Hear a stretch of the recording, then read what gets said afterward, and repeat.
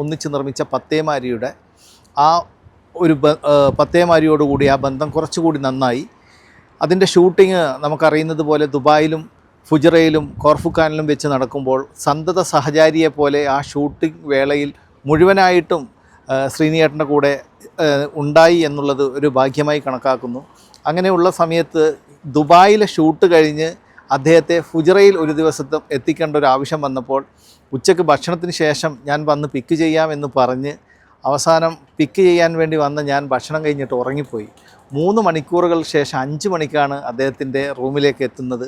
അപ്പോഴേക്കും അദ്ദേഹത്തിൻ്റെ ആ റൂമിൻ്റെ ടൈം കഴിഞ്ഞതിനാൽ ഫോൺ ചെയ്യാനോ അവിടെയുള്ള ഫാനോ മറ്റ് AC ഒന്നും ഉപയോഗിക്കാൻ പറ്റാതെ അദ്ദേഹം അവിടെ കുടുങ്ങിയൊരവസ്ഥയായിപ്പോയി.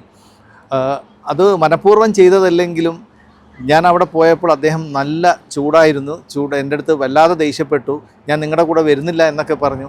മെല്ലെ ഒന്ന് തണുപ്പിച്ച് പറഞ്ഞു, ശ്രീനിയേട്ടൻ്റെ കൂടെ യാത്ര ചെയ്യണം എന്നുള്ള രീതിയിലാണ് ഞാൻ തന്നെ ഈ കാര്യം ഏറ്റെടുത്തത്.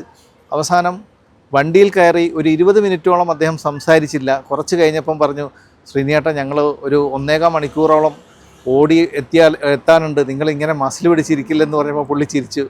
അത് കഴിഞ്ഞ് ഒരുപാട് കഥകളും കാര്യങ്ങളൊക്കെ പറഞ്ഞപ്പോൾ ഞങ്ങൾ ഓരോ സബ്ജക്റ്റിൽ പറഞ്ഞപ്പോൾ ഞാൻ പറഞ്ഞു, നിങ്ങളുടെ 2ാമത്തെ മകനും സിനിമയിലുണ്ടല്ലോ, ധ്യാൻ ശ്രീനിവാസൻ, അവൻ്റെ പടം നന്നായിട്ടുണ്ട്, എങ്ങനെയുണ്ട് എന്ന് പറഞ്ഞു.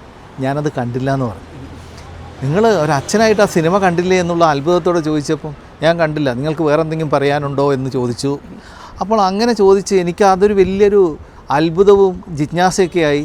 അവസാനം പിൻകാലത്താണ് ധ്യാൻ്റെ ഇൻ്റർവ്യൂയിലൂടെ നമ്മൾ അറിയുന്നത് ആ കാലഘട്ടത്തിൽ പഠിക്കാൻ ഏൽപ്പിച്ച മകൻ കൃത്യമായി പഠിക്കാത്തത് കൊണ്ടുള്ള വിഷമത്തിലൊക്കെ ആയിരുന്നു. പക്ഷേ എന്നാൽ പോലും ഒരു അച്ഛൻ, അതല്ലെങ്കിൽ ഒരു സിനിമാക്കാരൻ, രാഷ്ട്രീയക്കാരൻ എന്നുള്ള രീതിയിൽ ഒരു സാധാരണ കണ്ണൂർക്കാരൻ, സാധാരണ ഒരു പച്ച മനുഷ്യനായിക്കൊണ്ട് ഒരുപക്ഷെ അഴീക്കോടിനു ശേഷം നമ്മുടെ സാംസ്കാരിക കേരളത്തിൽ ചലച്ചിത്ര പ്രവർത്തകനേക്കാൾ ഉപരി, രാഷ്ട്രീയ വിമർശകനേക്കാൾ ഉപരി, എഴുത്തുകാരൻ എന്നുള്ളതിൽ ഉപരിയായിട്ട് ഒരു പച്ചയായ മനുഷ്യൻ, അദ്ദേഹമാണ് നമുക്കിന്ന് നഷ്ടപ്പെട്ടത്.